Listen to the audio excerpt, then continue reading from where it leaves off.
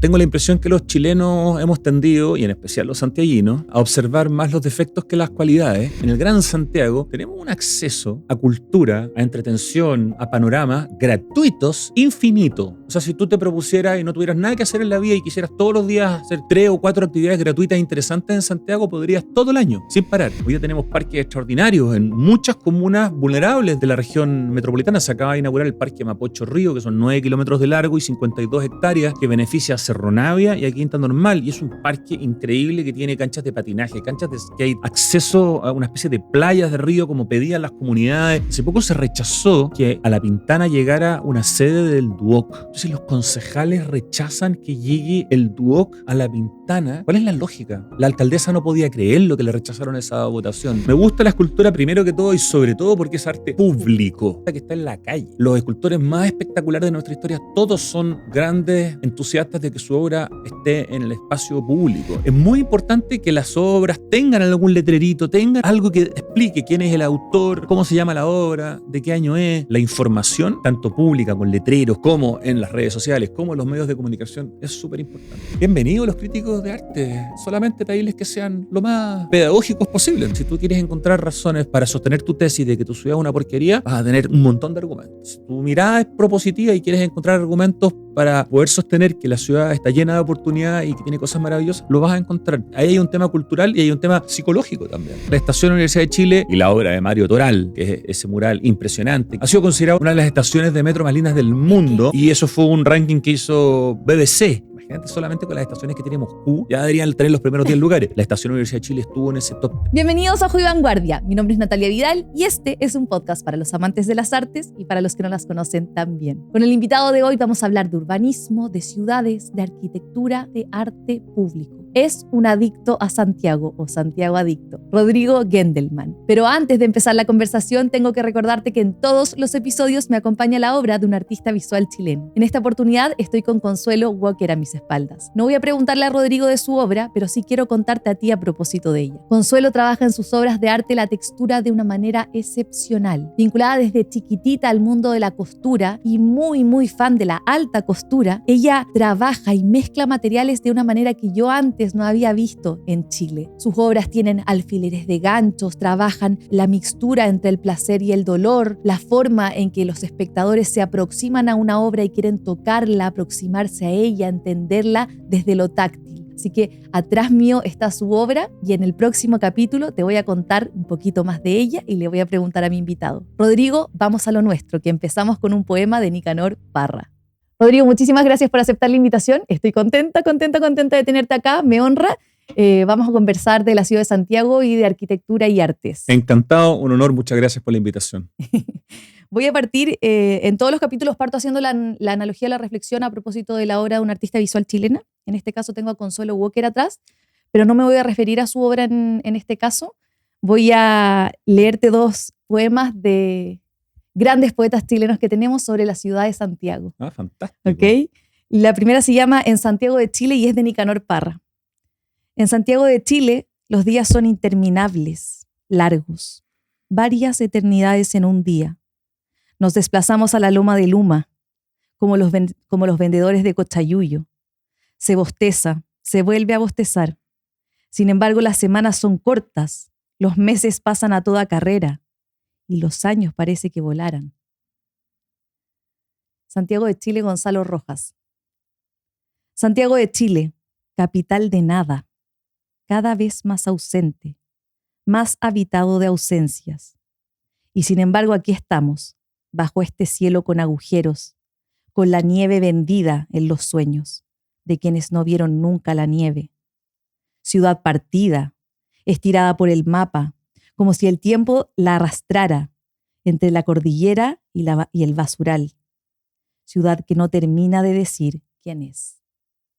Gonzalo Contreras no es un Santiago adicto, por lo que puedo ver. No, Gonzalo Rojas no es un Santiago. Gonzalo Rojas era. Sí, Gonzalo Rojas. Y Nicanor... Pero Nicanor viste que hablaba de las lumas. Sí. Son estos árboles de los que se hacen las lumas que usan o que usaban los carabineros, no sé si todavía se usan. Sí, por eso nos están lumeando. Claro, exactamente. Es un árbol muy duro, una madera muy dura, por eso se puede golpear con la luma.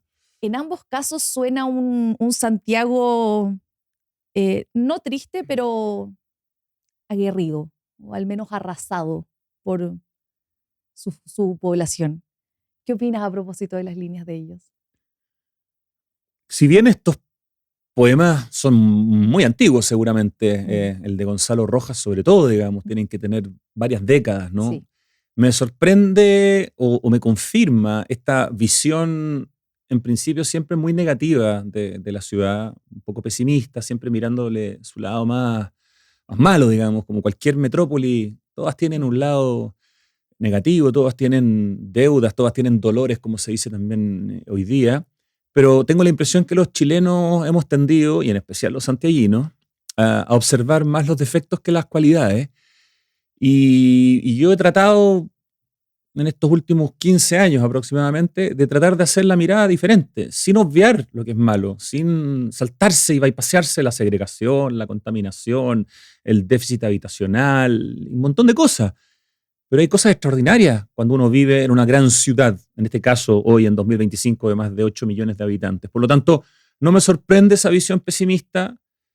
Hay otras visiones de otros poetas o poetisas o poetas, mujeres más positivas, digamos, pero prefiero concentrarme en el hoy. Creo que hoy día hay una generación más joven, se ve en las redes sociales, que está apreciando muchísimo más la ciudad. Con Santiago Adicto fuimos quizás la primera comunidad y la primera red social en hablar positivamente de Santiago, pero hoy día hay decenas, probablemente cientos de cuentas entre Instagram, TikTok y otras redes sociales que muestran de manera más segmentada cosas muy positivas de la ciudad. Así que creo que la mirada ha ido cambiando. Creo que la ciudad también ha ido mejorando mucho desde que Gonzalo Rojas y probablemente desde que Nicanor Parra escribieron esa frase. Santiago hoy es una ciudad mucho más rica de lo que era antes, es una ciudad que tiene muchos más parques, es una ciudad que tiene mucha menos contaminación, a pesar de que no parezca, y sigue teniendo una geografía increíble. Por lo tanto, yo me mantengo firme en mi visión positiva a pesar de Nicanor y a pesar de Gonzalo. Con mucho respeto a estos dos gigantes. No, por supuesto que sí. Yo tuve la oportunidad de conocer a Nicanor. No era una persona particularmente alegre, así que puedo dar fe de eso. Un gigante, un gigante. Tengo muchos ex compañeros de colegio que estudiaron ingeniería y que tuvieron a Nicanor como profesor en la Facultad de Ingeniería de la Chile, en Bochef. Imagínate tener a Nicanor Parra de profe en una facultad de ingeniería, ¿no? Que no es lo más evidente, maravilloso. Me parece fascinante. Estos maestros que tenemos, tú y yo, a Gastón Soulet de profesor, entonces uno dice como, wow. Y Gonzalo Rojas era chillanejo. Sí.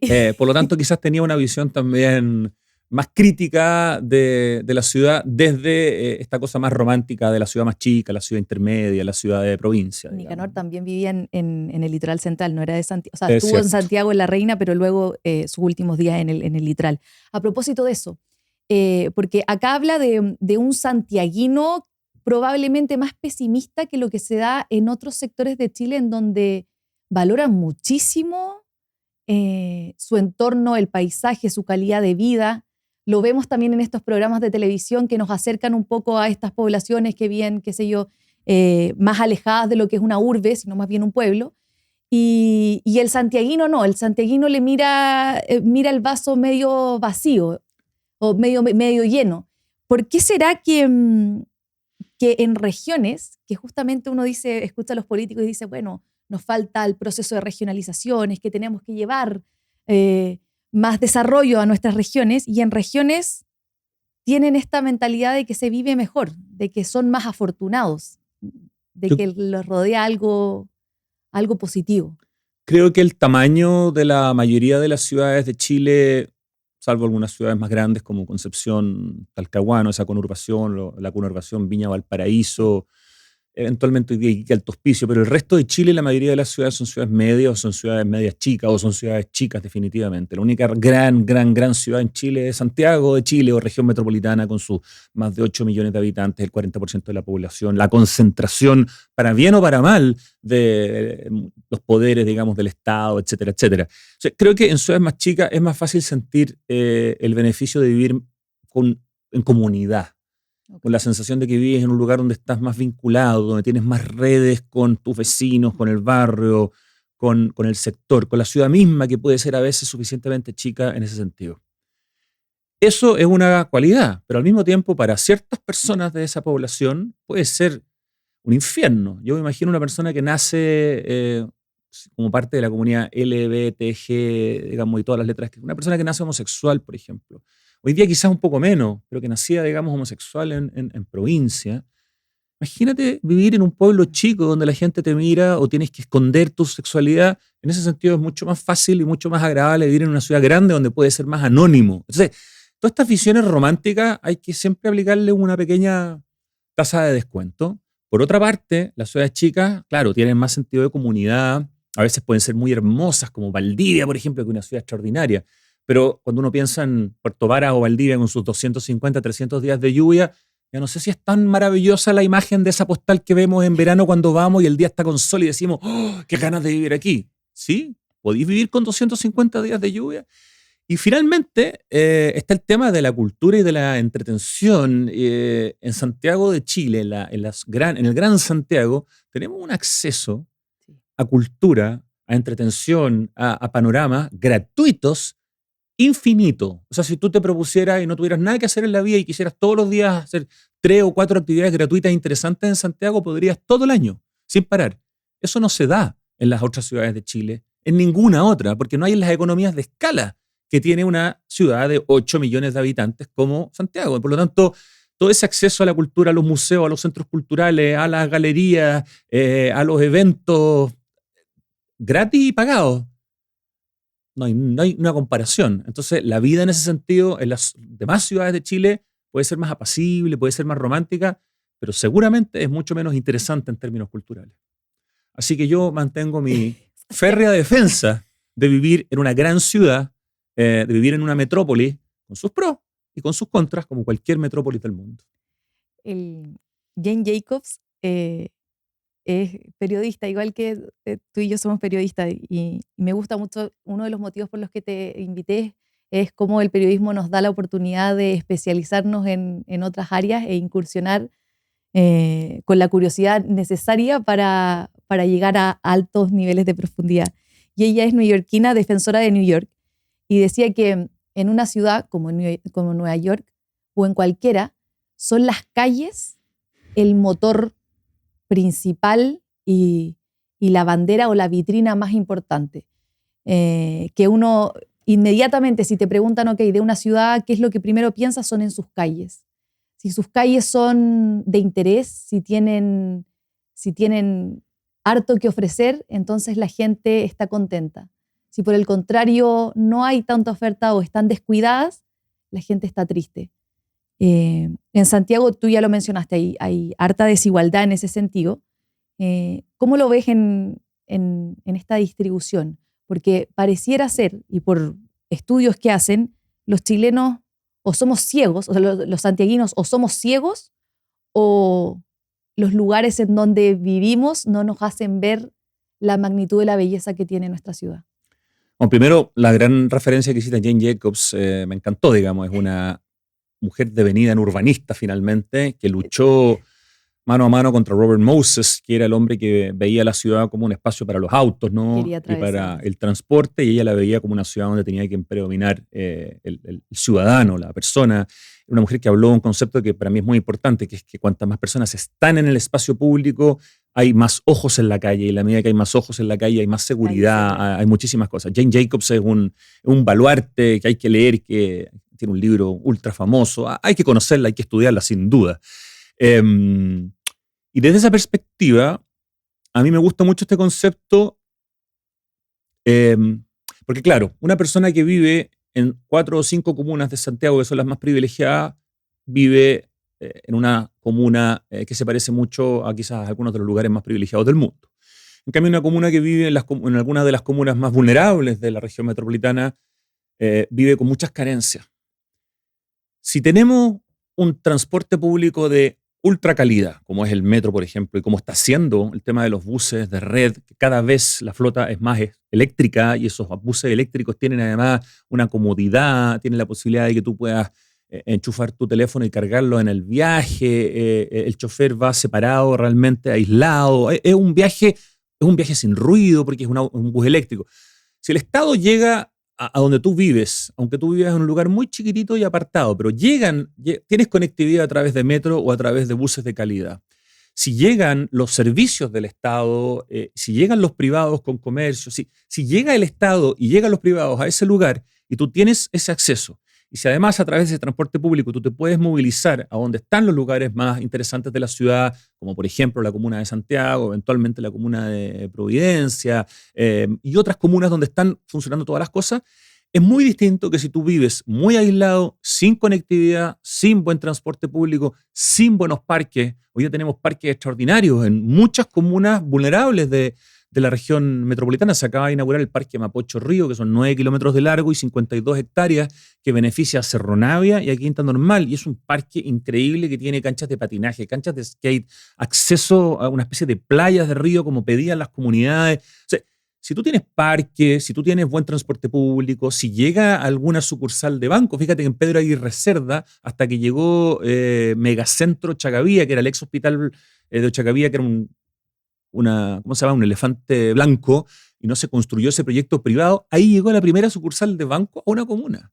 Si no tienes notaría, o si tienes notaría, si no tienes registro civil o si tienes registro civil, o sea, todo depende cómo el Estado llegue al lugar donde tú vives. Eso va a cambiar tu percepción de la ciudad. Por lo tanto, yo estoy muy de acuerdo que si tú vives en un lugar donde no hay nada, es imposible pedirte que tu visión de la ciudad sea positiva.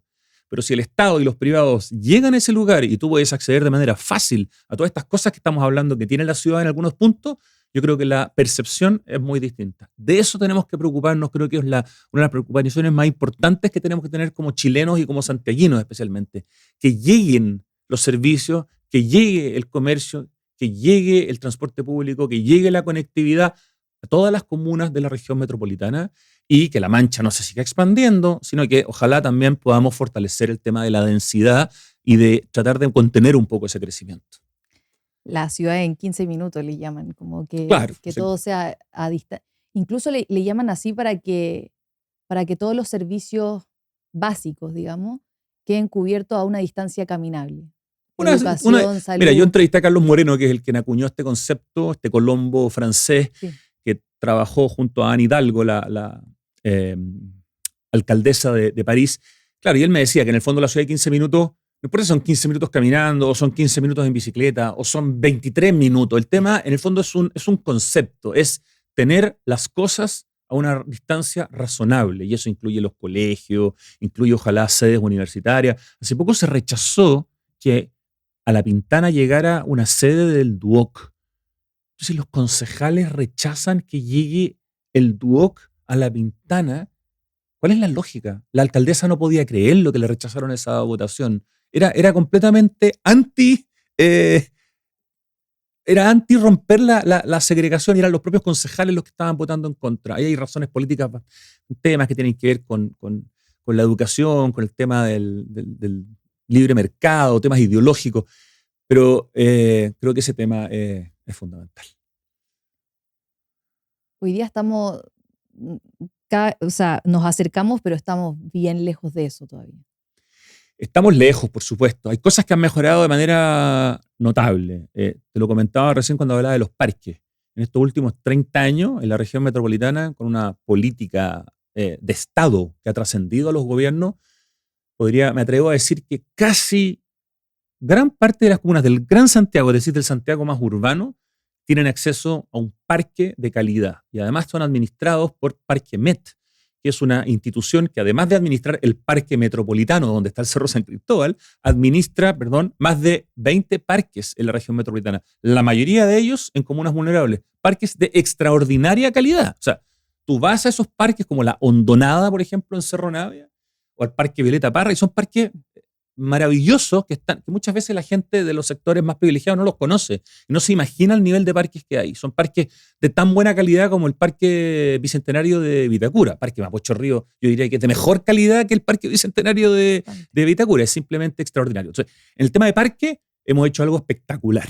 En el tema de transporte público, tanto con metro como con la derivación de lo que fue Transantiago, que partió muy mal, pero que hoy día sin duda está muchísimo mejor, y con el tema de la electrificación, de los buses eléctricos, somos la segunda ciudad del mundo después de China con más buses eléctricos. No hay ninguna ciudad en el mundo fuera de China que tenga los 2.700 buses eléctricos que hoy día tiene Santiago, y un número que sigue creciendo. O sea, hay temas donde realmente transporte público, parques. Por ejemplo. Ahí hay avances concretos y de nivel mundial. El tema de cómo hemos saneado nuestras aguas.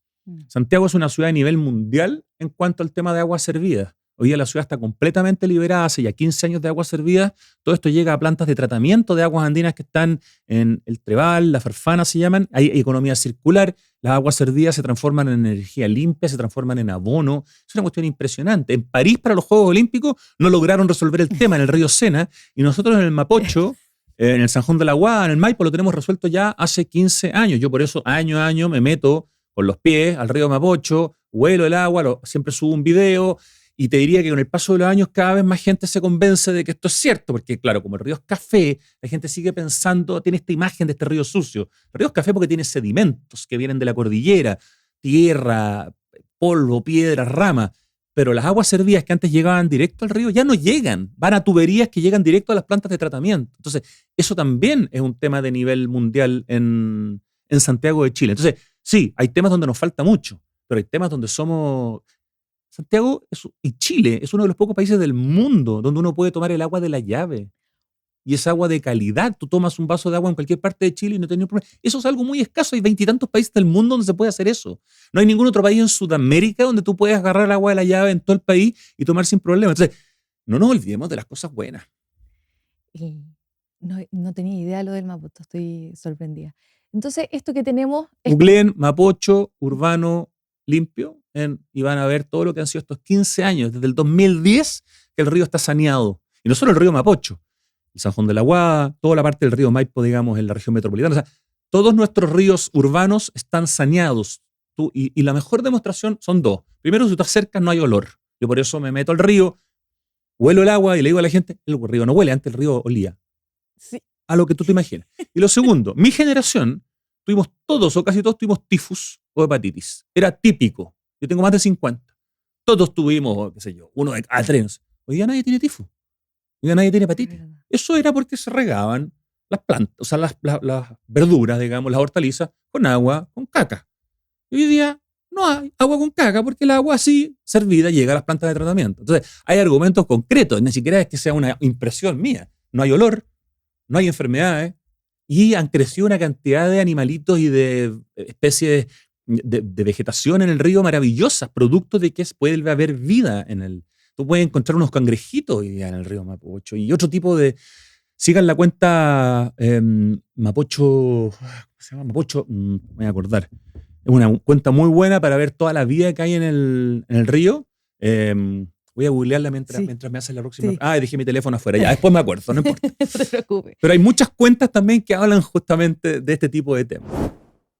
Antes de continuar, déjame hacerte una mención. Hace unos meses descubrí una plataforma que me cambió el trabajo por completo. Funciona para profesionales independientes, para creadores de contenido o para todos aquellos que hagan clases online, asesorías, talleres, levantar clases pregrabadas y tal. Yo no sabía ni hacer un sitio web, ni conectar métodos de pago, y mucho menos tenía ordenada mi agenda. Y hoy, gracias a Flycrew, todo esto se ha resuelto en un solo lugar. Puedo agendar mis asesorías y tener un calendario ordenado. Ellos se encargan de que me llegue todo en el momento justo. Puedo hacer inscripciones a mis cursos gratuitos y pagos. Puedo levantar material para que quede disponible en la web y mis alumnos puedan entrar. Hay comunidades vigentes, todo conectado en un mismo sitio. Puedo incluso tener mi sitio web montado ahí y dejarlo listo en 5 minutos. No es broma. Si estás planteándote la idea de hacer cursos online o de explorar nuevas verticales que tengan que ver con productos digitales, por favor entra a flycrew.com, créate una cuenta y el equipo te ayudará a crear tu oferta soñada. Sigamos con el podcast. Es cultural entonces el que miremos, o sea, que no nos informamos, somos pesimistas, nacimos mirando el lado negro de las cosas. Es cultural. Yo primero creo que sí es cultural. Cuando una persona vive todavía en las comunas que quedan con absoluta segregación, donde no hay nada, donde hay presencia del Estado, yo diría que ahí no es cultural, ahí es vivencial y se siente la injusticia. Siento que eso ha mejorado claramente en los últimos años porque todos los proyectos hoy día de vivienda social o de vivienda de integración social, donde significa que viven gente de distintos segmentos socioeconómicos, que es un tema muy fuerte hoy día en Santiago y en Chile, han entendido que ya no basta con entregar techo, como pasó, por ejemplo, hace 20 años cuando se hace Bajos de Mena en la comuna de Puente Alto y se entregan miles de departamentos en edificios de, no sé, 4 pisos. Pero tú llegabas a ese departamento y no había nada, no había una comisaría, no había un parque, no había un hospital, no había un colegio. Entonces, ¿qué pasa cuando no hay nada? El narco toma el papel del Estado. Y eso también es un tema que hay que considerar. Hoy día, yo diría que prácticamente todos los proyectos nuevos, independiente de que hay un déficit gigantesco y vamos muy lento respecto de la necesidad que hay, pero prácticamente todos los proyectos nuevos en los últimos años son proyectos ya más de ciudad.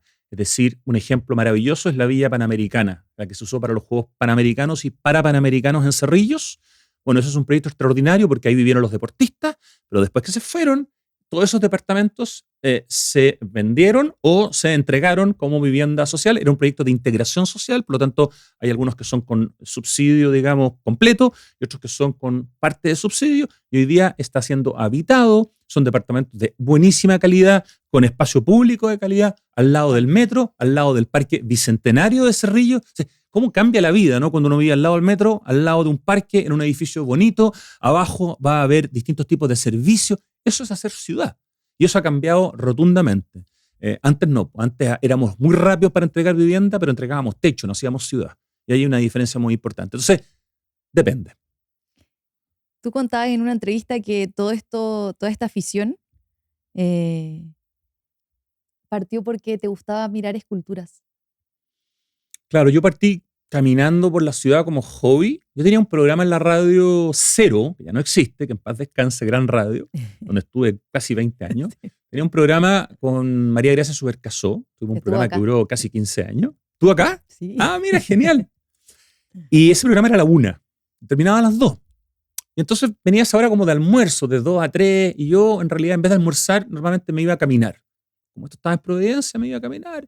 Y mis caminatas consistían en buscar la ruta de distintos escultores porque me empezó a gustar mucho el arte público, tanto la escultura como los murales. Entonces empezaba a buscar dónde estaban las esculturas de Federico Asler, de Pancho Casitúa, de Sergio Castillo, de Marta Colvin, de Lili Garafoli. Y así llegaba a distintas comunas de Santiago y en el camino, en la caminata, se me aparecían edificios, se me aparecían parques, se me aparecían centros culturales, se me aparecían muchas cosas y empecé a enamorarme de la ciudad.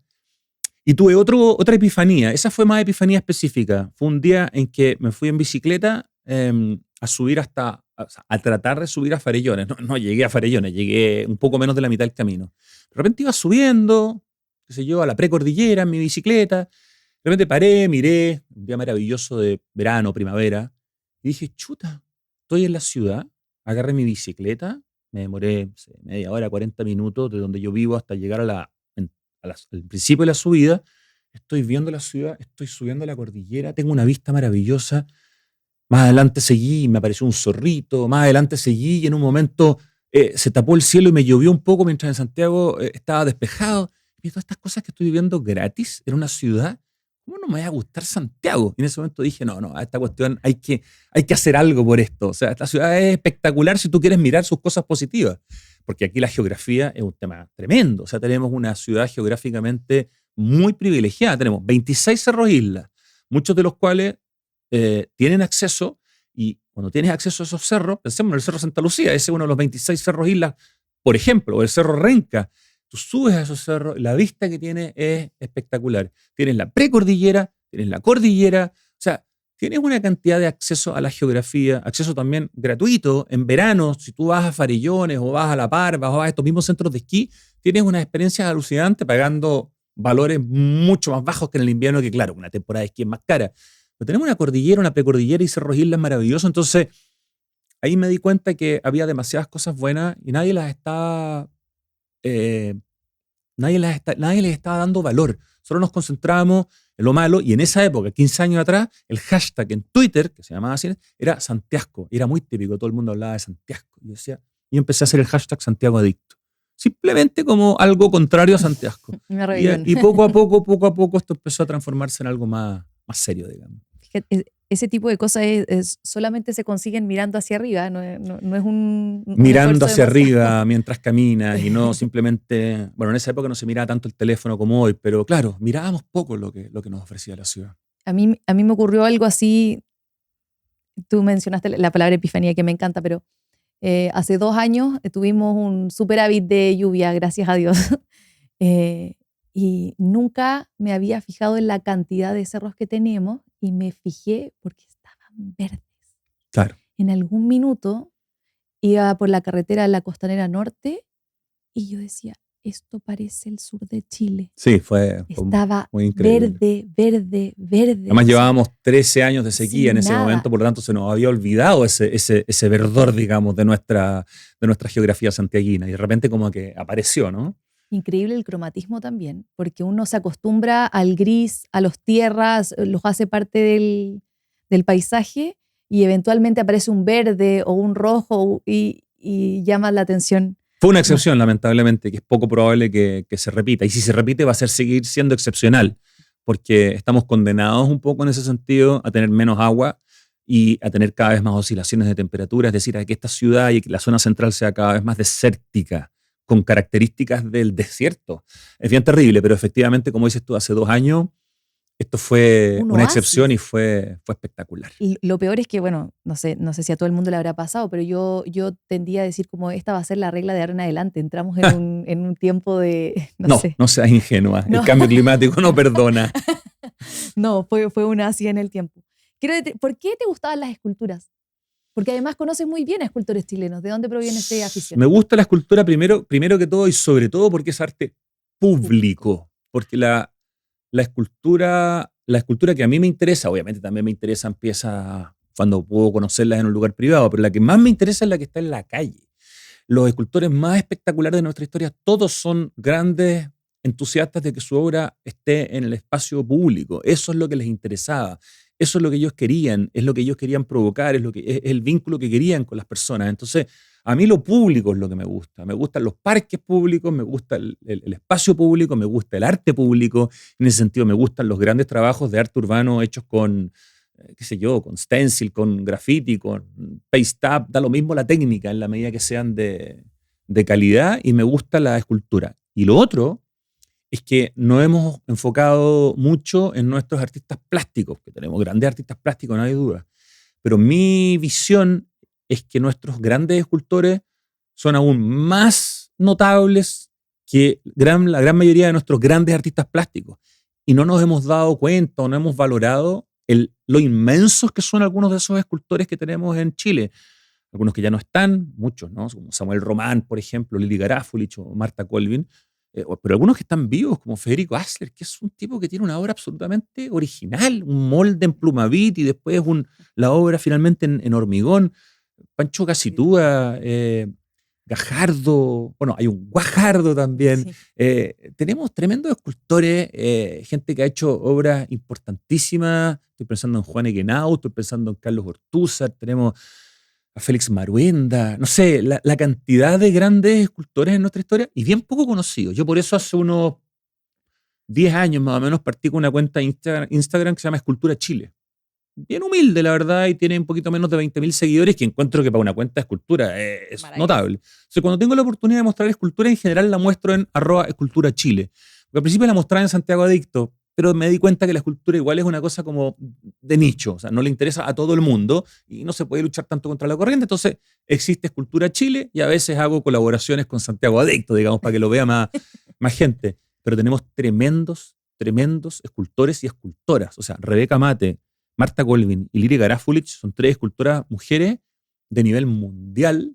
Y yo creo que eso es algo que también tenemos que... Y lo tenemos ahí a la vista, en la ciudad. Tenemos grandes parques de esculturas como el de Providencia, como el que está... Bueno, ya me salgo de Santiago, en la Universidad de Talca, en el campus Lircay, está probablemente el mejor parque de esculturas de Chile.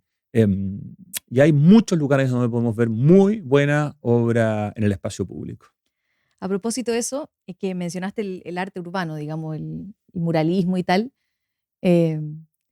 que es un movimiento que va más o menos en contra no del arte contemporáneo o del arte académico, digamos, el que se muestra dentro de los museos. Y Banksy decía, ahora que me dijiste, en realidad a mí me gusta el arte público. Banksy decía que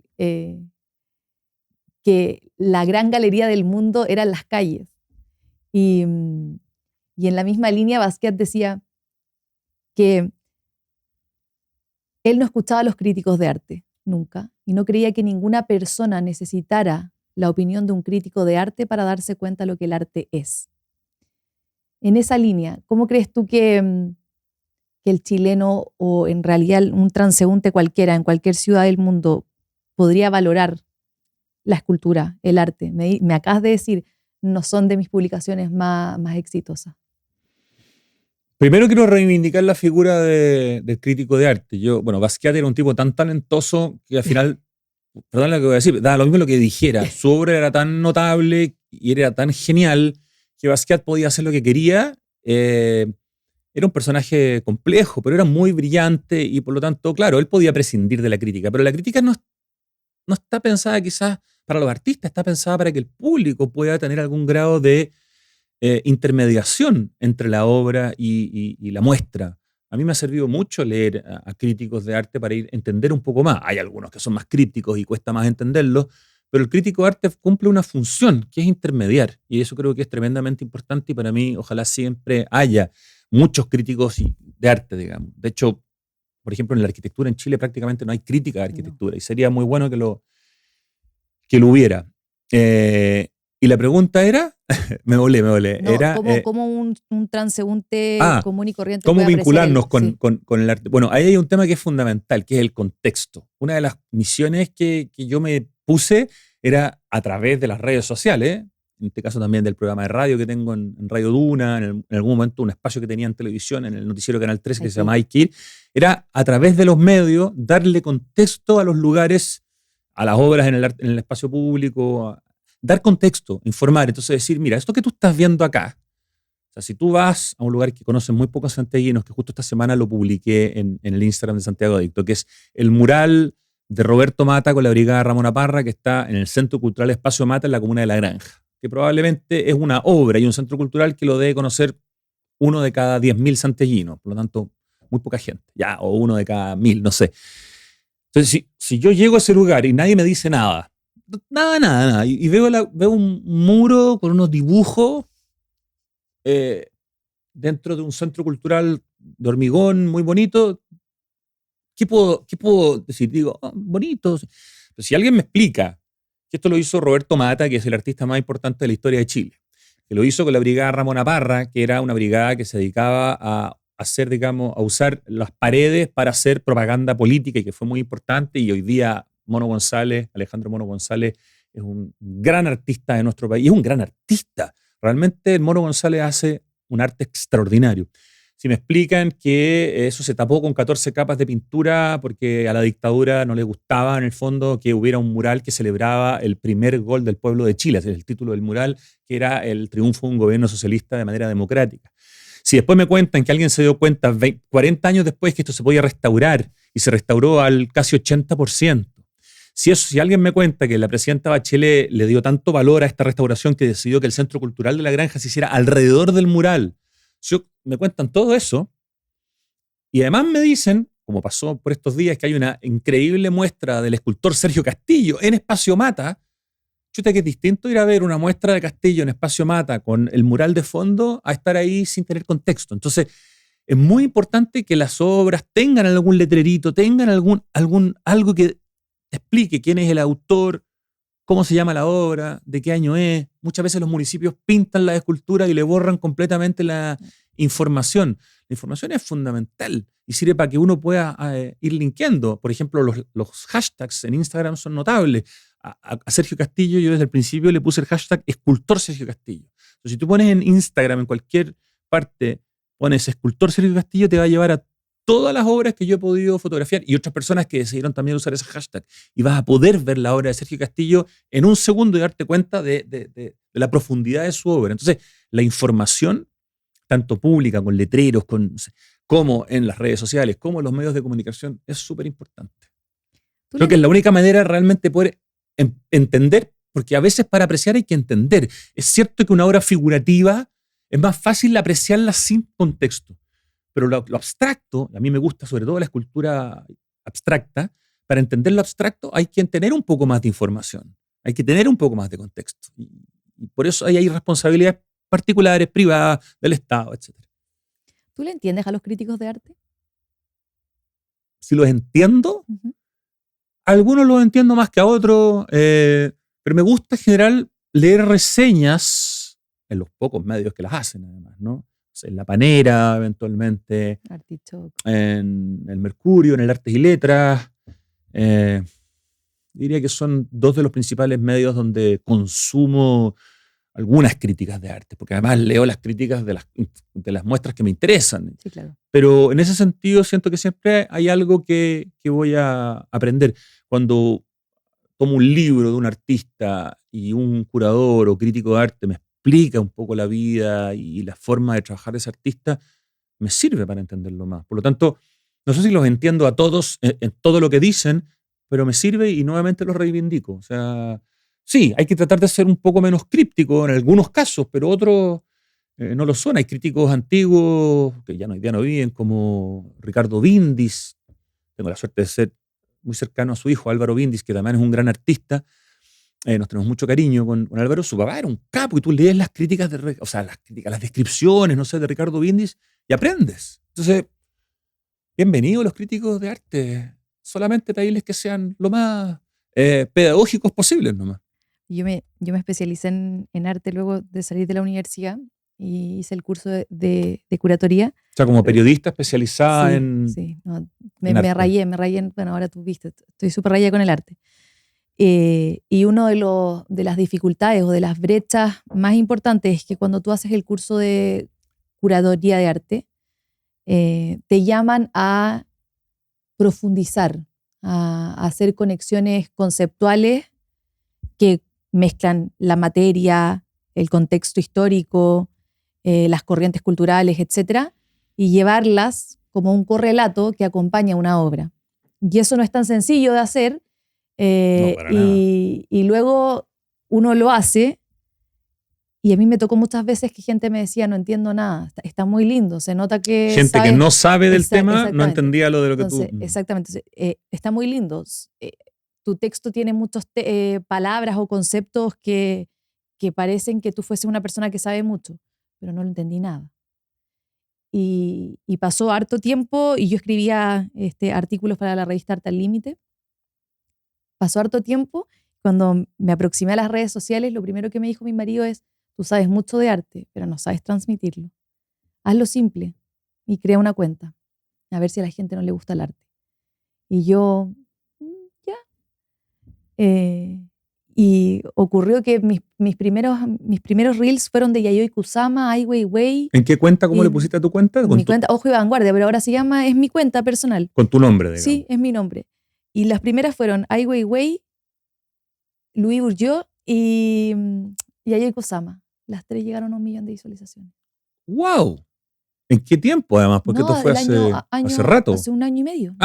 Pensé que había sido cuando fueron las muestras de Ai Weiwei y de Yayoi aquí en Santiago. Yo fui y estuve en Naoshima. O sea, es que fui a Japón. Yo me rayé con ellos, pero el punto es que yo pensaba, no, mi marido tiene que estar loco. Y lo hice y 1 millón de personas Pero lo vieron. hiciste siguiendo los consejos y haciéndolo como claro, muy... O sea, yo dije, ok, esto en vez de ponerlo como un texto curatorial, voy a contar la vida del artista, voy a hablar en términos que me entienda un niño de 12 años, pero no por eso voy a descuidar, digamos, el valor que tiene su obra, que es lo que significa ni nada, pero quiero que un niño me lo entienda. Y ocurrió en 30 días, llegué a 100.000 seguidores y hoy día tengo 477.000 y el 60% de mi contenido es de artes visuales. Impresionante. Entonces, por eso te preguntaba por lo de los curadores y yo siempre meto la pregunta, digo, si la información estuviese al servicio de la gente en la calle, de las esculturas y tal, si la gente lo leería o si la gente haría el esfuerzo por entenderlo. Es que yo creo que hay cosas que se hacen, la gracia es que hay cosas que se hacen sin esfuerzo, pero para eso uno tiene que facilitarlo. O sea, si yo voy caminando y paso delante de una escultura y no hay nada, bueno, simplemente pasé y no supe nada. Pero si yo voy caminando por el bandejón central de la Alameda y paso por la escultura de Samuel Román que se llama Las Educadoras, es una joya. Está a la altura del metro, los héroes, ponte tú. Y esa información está completamente tapada con pintura. Si yo tuviera un cartelito, claro, ¿cuánto va a durar el cartelito? No sabemos, quizás lo van a romper en 2 días. Ok, pero y dice Samuel Román, la educadora, y hay un código QR que yo le puedo pinchar y me da información. Bueno, puede ser que haya 10 personas en el día que simplemente lo hagan, pero esas 10 personas van a llegar quizás a su casa y le van a contar a su hermano, a su primo, a su papá, Oye, hoy día aprendí una cuestión en la calle. Esta escultura es un homenaje a las educadoras de Chile. Es de Samuel Román. Samuel Román es un tipo impresionante. Miren todo lo que hizo. O sea, pero si no le doy esa oportunidad con información, ¿cómo voy a saber si esa persona pudo haberse enamorado? Quizás esa persona se va a volver artista, o se va a volver escultor, o se va a volver crítico de arte. Pero para eso tiene que haber una oportunidad. Entonces, cuando yo partí con esto y me di cuenta de la poca información que había, encontré que en las redes sociales los hashtags de los artistas eran tremendamente importantes para tener contexto.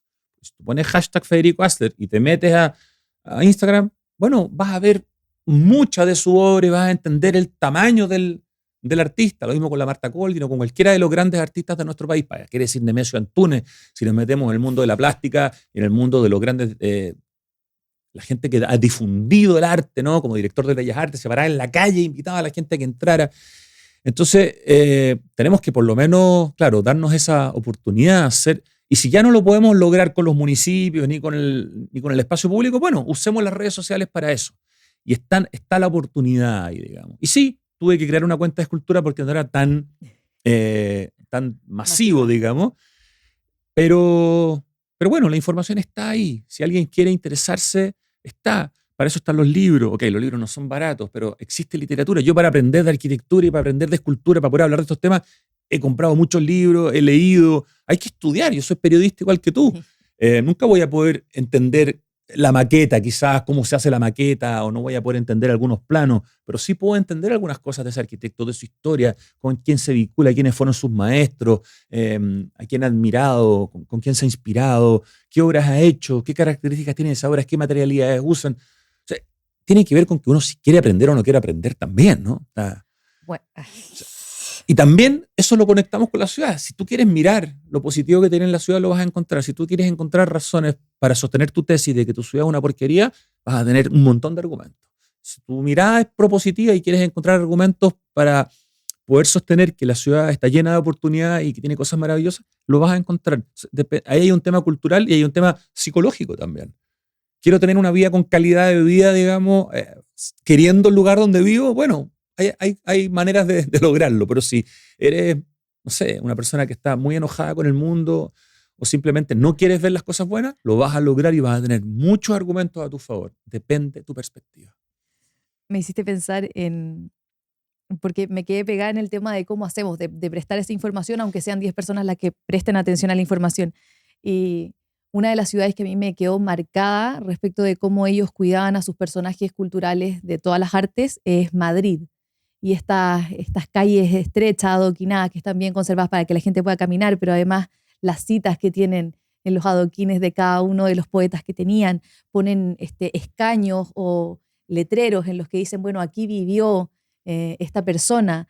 Y eso visualmente interrumpe la vista, que tiene que ver con algo también que nosotros decimos, lo rutinario que hoy día... Claro, te aparece, lo encuentras y quizás le vas a dar la oportunidad de leerlo. Exactamente. ¿Sabes dónde pasa excepcionalmente eso? Bueno, no es el único lugar, pero en el barrio de París, Londres, en algún momento se hizo este ejercicio de parte de la Municipalidad de Santiago junto con algunas otras organizaciones y hay varias casas que tienen unos letreros muy lindos además, a la altura de la vista, suficientemente arriba como para que no los rompan, pero a la altura de la vista, y tú puedes ver, por ejemplo, esta es la casa donde vivió Nemesio Antunes en el barrio de París, Londres, y entonces eso no se te olvida nunca. O sea, porque en el barrio de París, Londres, está la casa de Nemesio. Si tú sabes quién es Nemesio y lo admiras y esa es su casa, se empieza a juntar la información. Ese es un ejercicio que, claro, deberíamos ojalá repetir en muchas partes de la comuna de Santiago y ojalá en otras comunas de la ciudad. Regalar información. Y hoy día el código QR, que en algún momento pensamos que iba a desaparecer, brilla en gloria y majestad porque es tan simple. Simplemente acercas tu celular, pones la cámara y te aparece toda la información en un segundo. Esta semana hicimos, ponte tú, un recorrido con la gente de Google por el centro de Santiago y por el barrio cívico, donde Google demostraba a periodistas del mundo de la tecnología todas las herramientas que tiene, por ejemplo, Google para poder averiguar información de ciudad, para que Google te entregue inmediatamente con inteligencia artificial información de una escultura que estás viendo, de un, no sé, algún trabajo en el espacio público, de un edificio. Cada vez la tecnología nos da más posibilidades de informarnos rápidamente de lo que estamos viendo. Así que, si uno quiere, puede. Se necesita tener pies para caminar y eventualmente, en este caso, un teléfono. Hoy día, digamos, la población chilena todo el mundo tiene un celular, digamos, ¿no? Es algo bastante transversal. Yo pensaba en que el proyecto, así como beta, el ejemplo, debiese ser la estación de metro Universidad de Chile. Y, Claro. y me imagino que únicamente, o sea, de verdad, son cosas, quizás suene reduccionista, pero poner un letrero que diga, hey, mira hacia arriba. Ahora, en defensa de la Estación Universidad de Chile y la obra de Mario Toral, ¿no? Que es ese mural impresionante, que ha sido considerado una de las estaciones de metro más lindas del mundo. Por lejos. Y eso fue un ranking que hizo Nat Geo, no, BBC. BBC Culture hizo un ranking de las 10 mejores estaciones de metro del mundo. Y imagínate, solamente con las estaciones que tiene Moscú, ya deberían tener los primeros 10 lugares. La Estación Universidad de Chile estuvo en ese top 10. Esa estación es impresionante, pero hay harta información en la estación si uno la quiere leer y ver. O sea, hay información. Mi punto es, solo para hacer el punto, lo que pasa es que la gente con la información tiene una resistencia inicial, es como un prejuicio a decir, no, como voy a tener que seguir estudiando si en realidad mi vida ya es difícil. Ya tuve todo el día trabajando, no me voy a parar a leer. Y a tomar mi celular y tal. Pero hay cosas, ¿por qué te digo esto? Porque es fácil, por ejemplo, en la calle, cuando, esto lo saben muy bien los muralistas, que te dicen, te ponen una flecha, o que es reduccionista verdaderamente, pero te pongo el ojo para que luego tú decidas si es que quieres seguir incursionando o no. Que el diseño de alguna manera pudiera ayudar a que fuera más fácil entender lo que estás viendo. Que algo te dijera, ojo, con una flecha, mira, todo esto que estás viendo es único en el mundo, no sé, lo hizo uno de los grandes artistas de nuestra historia, bueno, artista que además está vivo, ¿no? Mario Toral. Sí, estoy de acuerdo. Estás en una de las estaciones del metro más lindas del mundo. Del mundo, claro. Listo. ¿Y por qué te digo esto? Porque además estamos sometidos hoy día a un ritmo de sobreinformación impresionante. Entonces la gente en el celular tiene mucha información, visualmente tiene mucha información en una ciudad necesariamente. Entonces quizá estos hitos breves, una tontera en el piso, decir, mira para arriba, es... Tomo tu sugerencia, mira, mirando la cámara ahora. Amigos de Metro de Santiago, queridísimo Javier Pinto, que es el artífice de toda la cultura que hay en el metro, un gran hombre al que yo respeto. ¿Qué les parece si toman esa publicación de BBC cuando eligen a la Estación Universidad de Chile como una de las 10 más lindas del mundo, la ponen en grande, protegida con un vidrio, no sé, que muestre, que la gente vea y sienta ese orgullo que nos da, sobre todo cuando nos dicen de afuera que somos buenos, que tenemos una de las estaciones más lindas del mundo? Yo creo que eso, siguiendo un poco tu línea, nos haría mirar una vez más, o quizás por primera vez, el lugar donde pasamos todos los días. Voy a hacerte la última pregunta. Qué lindo. Esta se la hago a todos mis invitados y es porque ya conversamos antes, tengo una hija de 5 años. ¿Cómo crees tú que como sociedad, desde el Estado, como padres también, podríamos inculcar que los niños crezcan más vinculados con su sensibilidad y que vean en las artes una oportunidad de vida? Yo lo encuentro tan fácil, pero tan fácil de contestar, digamos. Y yo pienso, voy a usar la analogía de lo que me contestó el arquitecto y urbanista Germán Bannen, que es considerado como el urbanista de Providencia. Fue un hombre que trabajó 50 años en la Municipalidad de Providencia y todas las cosas maravillosas que tiene Providencia, o muchas de ellas son obras de Germán Bannen, los cafés literarios, el Club Providencia, el hecho de haber hecho la nueva Providencia, que antes se llamaba 11 de septiembre, y que el metro pasara por ahí, digamos. Y no. Bueno, Germán Bannen estudió la arquitectura en la Universidad Católica de Valparaíso, que es una escuela que produce una cosa muy fuerte en los alumnos que han pasado por esa escuela. Tiene una cosa muy mítica. Era una escuela de arquitectura donde la poesía y el arte estaban muy presentes junto con la arquitectura. La funda un poeta como Fredo Yomi, junto con Alberto Cruz y junto con un grupo de artistas. Entonces, tiene una cosa muy especial. Y él me decía que lo más importante para él de haber estudiado arquitectura en la Católica de Valparaíso es que lo mandaban al puerto a dibujar. Le decían, tú tienes que saber dónde estás viviendo y conocer el lugar donde tú vives. Entonces los mandaban a la calle, dibujen, croqueen. El tipo se sentaba horas, croqueaba y entendía el lugar donde vivía, miraba, sentía, dibujaba, llevaba el papel. Entonces, lo que nosotros deberíamos hacer, se hace probablemente, pero mucho más, es llevar a los alumnos a la calle, a los museos, a los centros culturales, a los cerros islas, a los parques, y enseñarles vivencialmente lo que tiene la ciudad. A mí una de las cosas que me gustó mucho haber estudiado periodismo en la UDP, soy de la segunda generación, es que estábamos, bueno, nos cambiamos de calle a lo largo de los 5 años, pero estábamos en Ejército, estábamos en Brecara, estábamos en República, estábamos en el centro de Santiago y nos vinculábamos con la calle, nos mandaban a reportear y salíamos, íbamos a La Moneda, estábamos al lado de la chuchoca de todo lo que estaba pasando. Yo no tengo ningún problema con las universidades que están, no importa si están en la cota 1000 o en la cota 1500, el tema es que hay que hacer un ejercicio doble en ese caso de llevar en las universidades a los cabros, digamos, a los lugares, a las ciudades que conozcan. Y en los colegios lo mismo. O sea, yo me acuerdo con mi hija de haber estado en segundo básico, un paseo que hicimos a la Quinta Normal. Y teníamos la suerte que uno de los papás tenía un vínculo, en este caso, con el Museo de Historia Natural. Y tuvimos la increíble suerte de que pudimos entrar y ver al Niño del Plomo. El Niño del Plomo está hace ya unos 20 años en una cámara de frío, no hay acceso al público para poder verlo, lo que hay es una reproducción en el museo. Estos cabros chicos, yo hablo con mi hija que ahora tiene 15 años, nunca se le olvidó la impresión de haber visto este niñito de 500 años congelado, pero entero, ¿no? Ahí. Esas experiencias pueden valer tanto o más que lo que se enseña, digamos, en términos teóricos. Entonces, hay que llevar a los cabros a la calle, a los museos, a las plazas, a los parques, al centro, a mirar los edificios, a enseñarles arquitectura. Pero para eso hay que tener profesores muy motivados, hay que tener una cierta logística. La calle, llevar, ir, conocer, empaparte. Creo que esa es la mejor manera. Y con el arte, o sea, con el arte y con todo, con la arquitectura, con el espacio público, con la ciudad, con el urbanismo. Pero si estamos todo el tiempo dentro de nuestro colegio y de nuestra comuna y de nuestra casa y no salimos de ahí, y más encima los cabros hoy día todo el día metidos en los teléfonos, es más difícil que haya un vínculo, digamos. Qué suerte tuviste. Tuve mucha suerte. Sí, tuve mucha suerte. Pero porque es muy poco accesible. ¿Cómo ocurrió eso? ¿Qué? Así como, ¿qué? Sí, ver al Niño del Plomo es realmente algo que uno debiera tratar de lograr de alguna manera en la vida, porque es no puedo decir el objeto porque es una persona, ¿no? Es ¿cómo le llamamos? El elemento arqueológico, antropológico más importante que tenemos en Chile, digamos. Y probablemente a nivel de nuestro continente. Sí, es impresionante, es un niño de 500 años. No, es tremendo.